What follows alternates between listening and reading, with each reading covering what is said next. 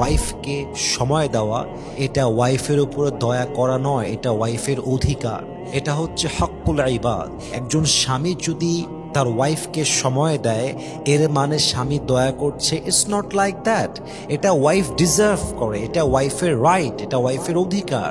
আপনি যদি ওয়াইফকে সময় না দেন, ঘোরাতে না নিয়ে যান, কিছু খাবার কিনে না দেন, গিফট না দেন, প্রপারলি টাইম না দেন, এটার জন্য কিয়ামতের দিন আপনাকে প্রচণ্ড পরিমাণে হিসাবের কাঠগড়ায় দাঁড়িয়ে হিসাব দিতে হবে।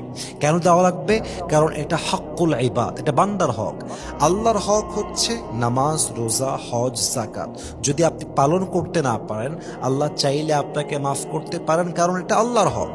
কিন্তু বান্দার হক যদি বান্দা নষ্ট করে ফেলে, যতক্ষণ পর্যন্ত ওই বান্দা মাফ না করে, ওই অন্যায়টা মাফ হয় না। অতএব আপনি যদি আপনার ওয়াইফকে সময় দেন, আপনার এবাদত কবুল হবে, আপনার এবাদতের মান থাকবে। অথবা যদি সময় না দেন, এবাদত করবেন একদিকে, হক নষ্ট করবেন আর একদিকে, এটা প্লাস মাইনাস হয়ে যাবে। কবরে গিয়ে দেখবেন সব আমল আটকে গেছে। কারণটা কি? কারণ আপনি আপনার ওয়াইফের হক নষ্ট করেছেন। এটা কিন্তু মারাত্মক সেন্সিটিভ ব্যাপার। এটা না বুঝলে আপনার জীবনটা বৃথা হয়ে যাবে। বান্দার হক এটা বড় সেন্সিটিভ বিষয়। এজন্য আপনার ওয়াইফকে যদি আপনি প্রপারলি টাইম দিতে পারেন, আপনার এবাদতকে আল্লাহ তাআলা কবুল করবে। বলেন সবাই সুবহানাল্লাহ।